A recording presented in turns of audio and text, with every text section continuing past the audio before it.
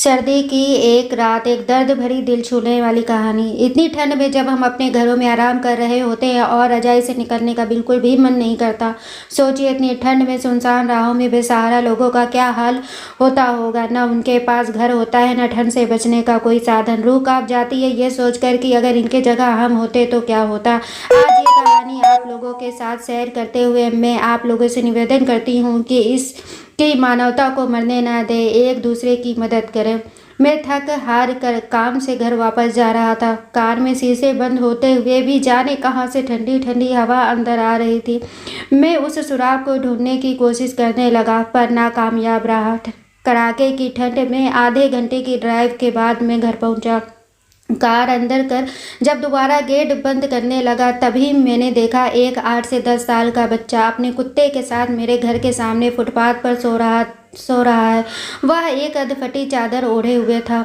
उसको देखकर मैंने उसकी ठंड महसूस करने की कोशिश की तो एकदम सकपका गया।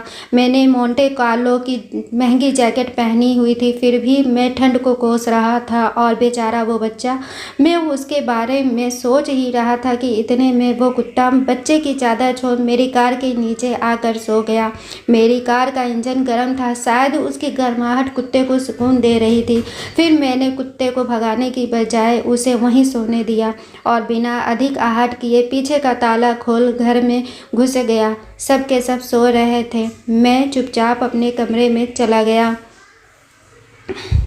रात के 12 बज चुके थे। मैं घर के बाहर कार से आवाज़ देने लगा। बहुत देर हॉर्न भी बजाया। शायद सब सो चुके थे। 10 मिनट बाद खुद ही उतरकर गेट खोला।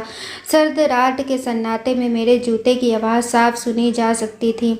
जैसे ही मैंने सोने के लिए रजाई उठाई, उस लड़के का ख्याल मन में आया। सोचा, मैं कितना स्वार्थी हूँ। मेरे पास विकल्प के तौर पर कंबल, चादर, रजाई सब थे, पर उस बच्चे के पास एक अधफटी चादर भर थी। फिर भी वो बच्चा उस अधफटी चादर को भी कुत्ते के साथ बांट कर सो रहा था और मुझे घर में फालतू पड़े कंबल और चादर भी किसी को देना गवारा नहीं था।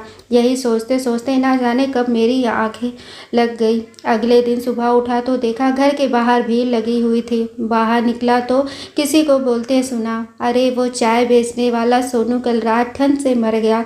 मेरी पलकें कांपी और एक आंसू की बूंद मेरी आंख से छलक गई। उस बच्चे की मौत से किसी को कोई फर्क नहीं पड़ा। बस वो कुत्ता अपने नन्हे दोस्त के बगल में गुमसुम बैठा था, मानो उसे उठाने की कोशिश कर रहा हो। दोस्तों, ये कहानी सिर्फ एक कहानी नहीं, ये आज के इंसान की सच्चाई है। मानव से अगर मानवता चली जाए तो वो मानव नहीं रहता, दानव बन जाता है। और शायद हम में से ज़्यादातर लोग दानव बन चुके हैं।